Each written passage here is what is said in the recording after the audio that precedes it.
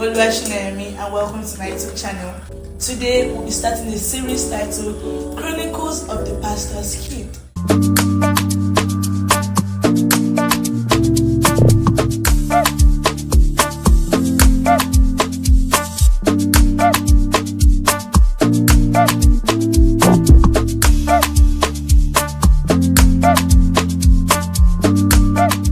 And here with me are my fellow PKs, Pastor's Kids. Please, starting from here, can you know your name?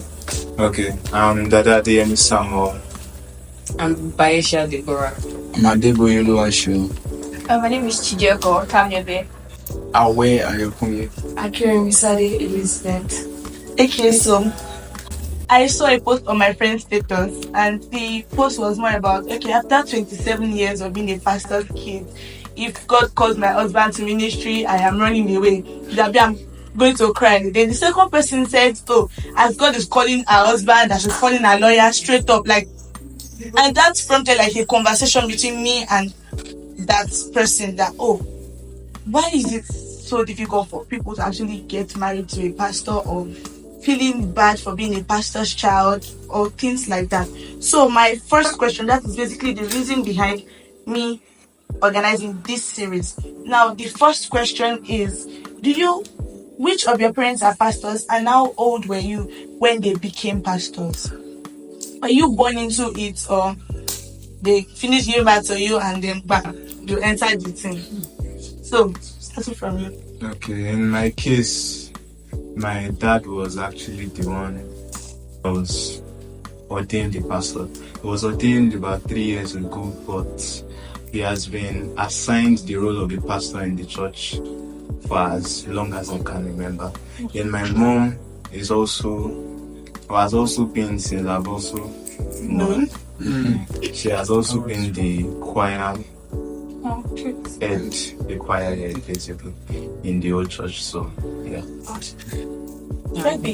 For me, I was born into it. My dad my dad has been a pastor for as long as I can remember. He has been serving in the church, but at some point in our lives, he became the pastor of our church. Then my mom has been serving alongside him, children's teacher. She's a minister, so I was born into it. I've been a pastor's child all my life.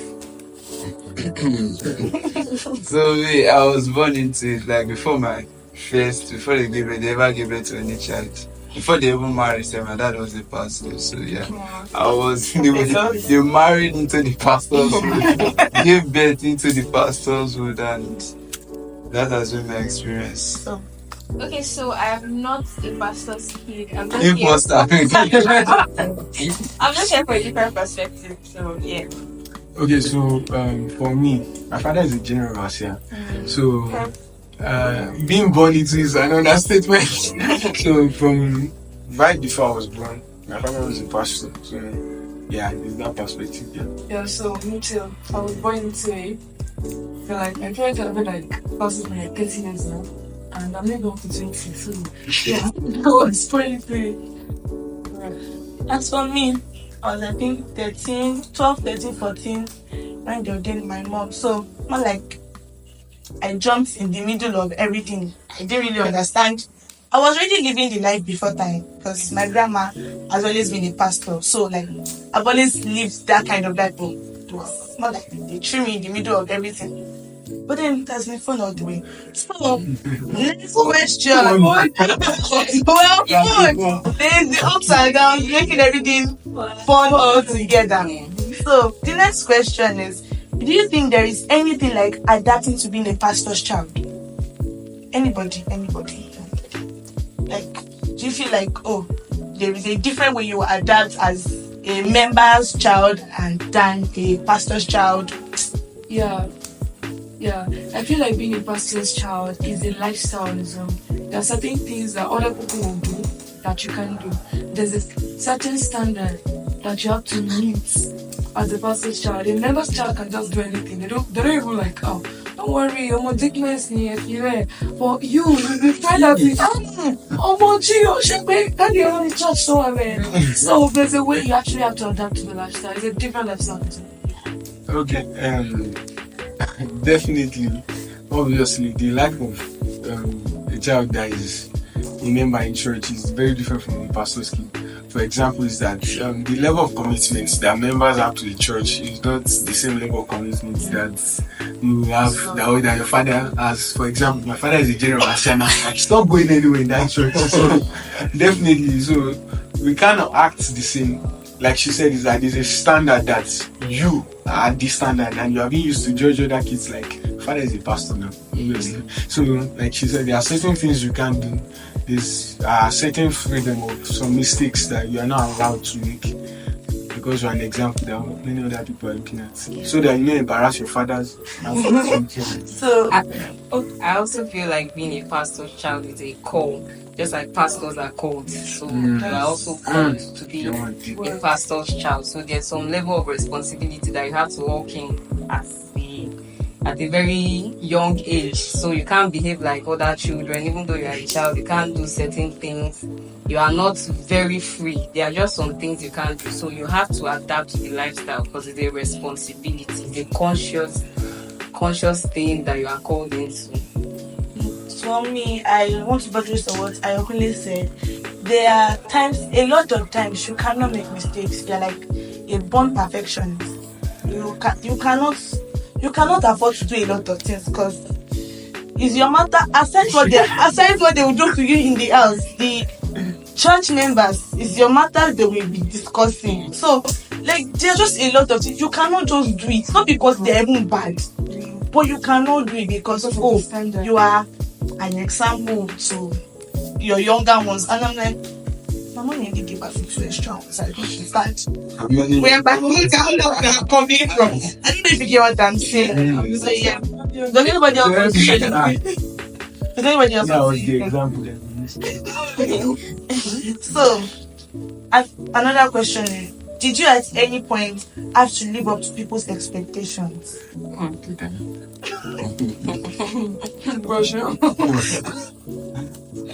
Personally, I would say yes and no because there were times when I know if I don't comport myself at this given moment, something will be waiting for me at all.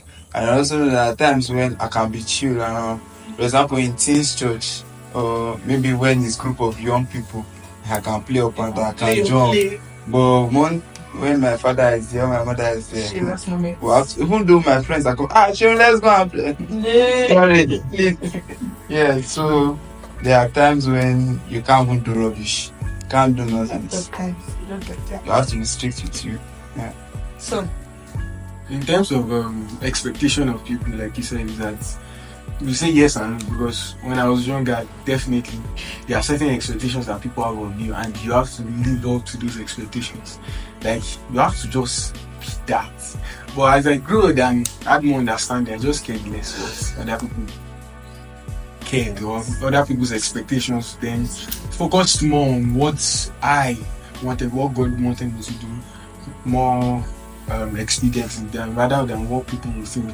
So there are some certain things. For example, I had a friend that was also a pastor's kid, so she can't wear a ring at home.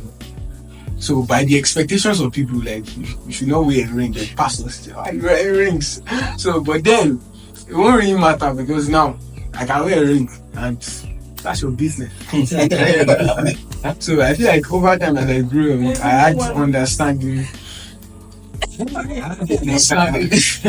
As I grew up, I had understanding, and to an extent, I cared less what people would think, like in terms of expectation of my church members.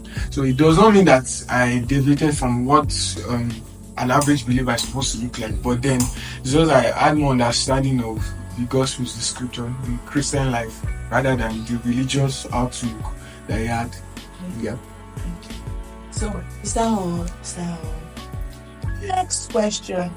What is your view on pastors' kids are the ones that don't know God? How do you think that happened? That like a 2-in-1 mention. What's your view on àwọn ọmọ pastor ló máa ń bàjẹ́? That's the word. They are the ones that spoil. I know that do the most. What's the English? The most evil. The most evil thing. Indespicable. She even is indespicable. Yeah. That's See, the you worst. they're the devils, exactly. They are the Yes. devils themselves. Like, what's your view on that? And why do you think that they do that? So, everybody's talking. So I can talk. So anyway, But I've had that view for the longest time. Like I have family that my uncle is like a reverend. Like I just had that perspective of, oh yeah, so it's pastor's children. I didn't necessarily have a reason, and I just like observed. I'm like, this one, they're just false. Now they do pass. But then like as I grew and like I got to understand more, I feel like it's not necessarily true. It's just like there are few cases, but then people run with the few cases and then generalize and say, oh, it's all the pastor's children that are spoiled. I mean, look at us. I mean, they turned out okay. he said they turned out okay. Then if I say like everything, I would think that the pastor's children are not as spoiled. I would say one thing like I feel like I observed was that pastors, some, not every pastor, some pastors would neglect like the ministry of being a father, of being a husband and a father to their children, and will focus solely just on the ministry of the church. And then like the children will be suffering like neglect and everything. And so they're not really seeing their father or whichever parent is a pastor, and they're like they don't have eyes on them, so they deviate from the standards. Yeah, so yeah. I also feel like then I feel like because it's changing now though by God's grace, but I feel like then they didn't understand the gospel. They couldn't defend the gospel, right? The apologize wasn't there. So whenever we ask them a question, a reason for their faith, they are unable to give us a reasonable answer. So to us, it felt like, what do they really believe in if they cannot explain? Okay, they're PK, or maybe your mom is a dickness or so, and you ask your mom, like, who made God? Something like that. They'll think, mama, don't take it. So it was like, but like I need a reasonable, like something solid like I hold on to. So maybe we go for an evangelism and like we are telling them Jesus Christ is Lord, and they're asking us how, why. So they end up evangelizing them, not us. They end up evangelizing them. We don't because we do not have a reason for our faith. And so that we actually go out the word, maybe when they not get to university, you start saying that they can't come home again because there's like ways that happen in school. Because like they really didn't understand, they didn't have that foundation, they didn't really have that relationship with God. Like I said, is that the bad apples stems out from the fact that first of all is that they never actually had the revelation or a foundation of the word of God or a relationship primarily with God by themselves personally. So, and the common misconception that pastors' children are bad is all but a rumor. Don't believe it. It's a rumor. It's not true. Please. It's not true, please. Let's note that it's not true. Why do I say it's not true? It's because more often than not, the society is quick to, like she said, pick a few exceptions to the rules and then make a cultural idea from it. So now, because one auntie, that one uncle that has a pastor's child, that one now became a smoker, then you now met maybe two other smokers that are pastor's children. So then you now say, pastor's children are bad. And the thing about cultural ideas is that they are very quick to spread. And once they say it's like she had the idea that pastor's children are bad, not because she had met 1 million pastor's children, but because there was a societal idea that pastor's children are bad. And one of the things that we in this video are correcting, it is a rumor. It's not true. It's not true. So I feel like, and one of the reasons is that I feel like the pastor's children serve God religiously. They know that, okay, first thing Sunday morning, before 6 we are awake, we've done devotion, good morning Jesus. It's just 7 o'clock, we are in church, we wait for 2 services. Sometimes you not wait for pastor's meeting. After that one, you leave church and Counseling sessions. So that's not it. In all this, you are not. So you see that day till about 2 o'clock. 2 o'clock again, you will not see one church member that you want to go and visit that is not feeling fine, that did not come to church. Baby dedication. Oh my God. So like a lot of things like that. Those children did not really like know God for themselves. Yeah, they just okay. Tuesday I will go to church for service. Thursday I will go to church for service. Saturday, Friday, Saturday we are going for rehearsal. Like they just feel like okay, it's well actually like okay, like a daily thing, like a daily routine. They had this routine, but they did not know why they were doing. They did not know the rationale. That's like the difference between a quack nurse and a quack and a nurse. Basically, the quack knows what they are supposed to do. They know everything, but they don't.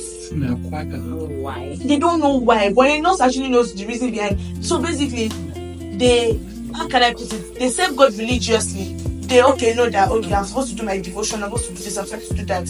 But then they don't know God for themselves. They don't have God in their life. They know God, but they don't have Him. And another reason is that some pastors tend to be hypocrites. Yeah. They preach one thing, they do another thing. Now, believe in God. It can only save you. And then you know your father is visiting one babalawo somewhere and he's beating his wife. He's doing this. How do you expect that kind of child? Expect that kind of child to grow up and then understand that okay, God is the only way. When you have shown him, you are preaching something, you are practicing something. You are showing him that God is not the only way. You can always do Shango and Oya on one side, and then be calling God as like. So those children tend to grow up and then why will I be an hypocrite? Them just through the word of structure. Like they must face it so schools that following yes, and here they see church members as okay. And I feel like even more realistic is that if your father is a pastor and you're watching this and he's an hypocrite, I feel like you may not necessarily be worshipping Shango and Ogo and all those things. It may be as little as the fact that he does not genuinely believe in God, in the sense that he can preach prosperity through faith in God, but then he's going everywhere, stealing church money and all those things to provide for you. So it may be as little as just the fact, because what you just need to change your mind is the idea of it. Yeah. You just need the idea that your father is an hypocrite and it sticks in your head, and every other thing he's doing, all you will see is this man is just a liar, lying to all these people. Look at this gullible one too. This guy every Sunday listen to his lies, and from there, even though the truth is that there are many times that you need to understand that pastors are not perfect. So, and there are many times that Eli will have lost the anointing, that the Spirit of God would have left Eli. But then there's still messages that will leave his mouth. He can still go and meet Anna and tell him that you will have a child. And he said, stand up and go, you have a child. And she had a child. So there are many times that the man of God himself is more man than of God. Yeah. So, but we need to obviously always reorientate our beliefs and understand that this man is just a man, he's just another man, and he can make mistakes too. So we should learn to look beyond the man and see the message. Yeah. Also, sorry. In addition to what he said, the notion is actually way to publicize the notion that pastors' kids always turn out bad and all. Why? Because they actually took the minority and then Made the majority. Exactly. But then I feel it's also a case of ascribing the kind of superiority that they ascribe to pastors. You also ascribe that to pastors' children. What do I mean? You ignore the fact that pastors are also still human beings, like you said.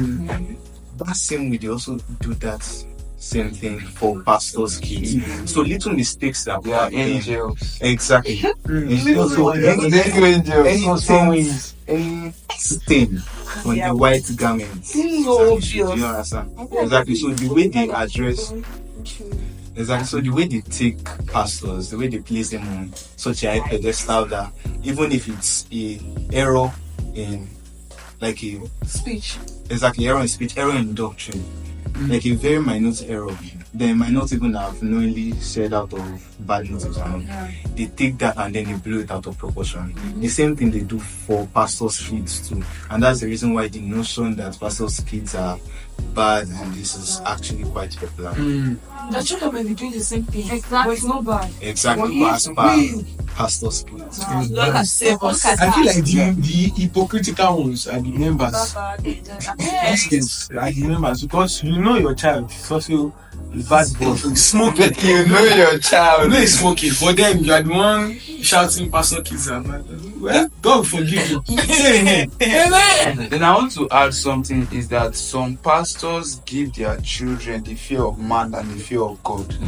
You get, so they make their children want to believe that because I am there, go to church. Because I am there, you must pray. Because I am there studying the Bible. They don't make children understand that we are doing these things not because they are pastors or they are our parents. We are doing it because of God. All our service, all our going to church, all our offering, everything. You know, some pastors will want their children to look, I'm giving this one because you get, I'm the pastor, you have to.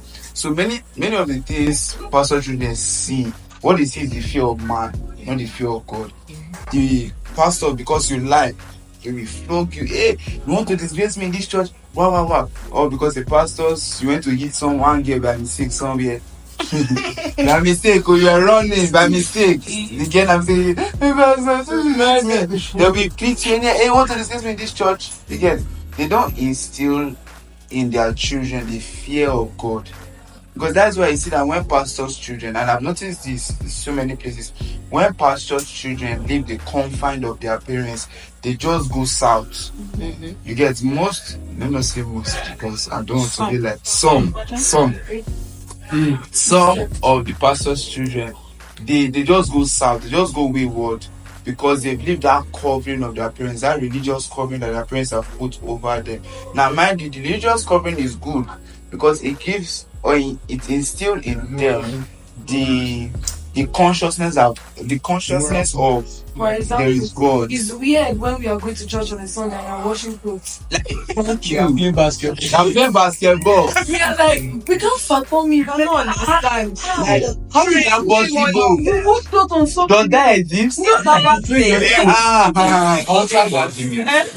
Chike, play what music on. And I said, Play what music on Sunday. Don't you play God? On Sunday. On Sunday. Strike you. Oh, no. On Sunday.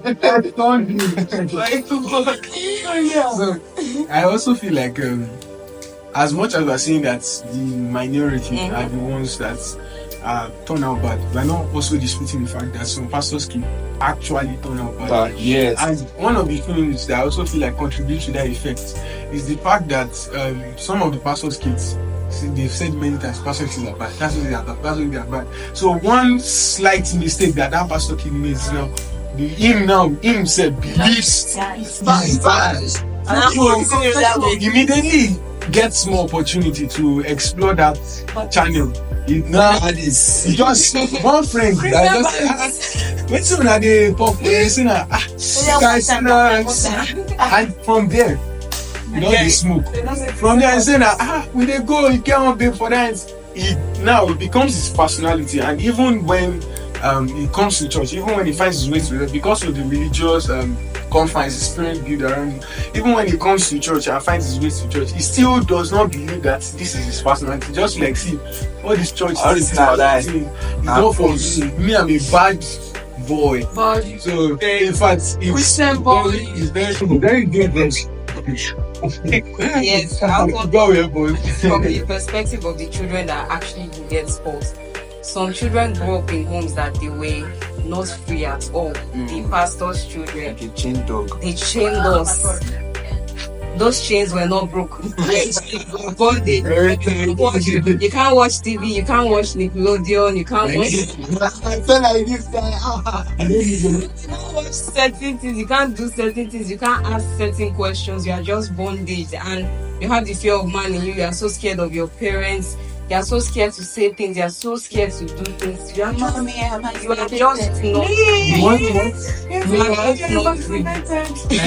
You are just not free to say things or express yourself, and that plays a part in making children want to just when they have escape, when they have the opportunity to be free, they just do whatever they want to do. They want to try everything because once they get back home, they are caged again.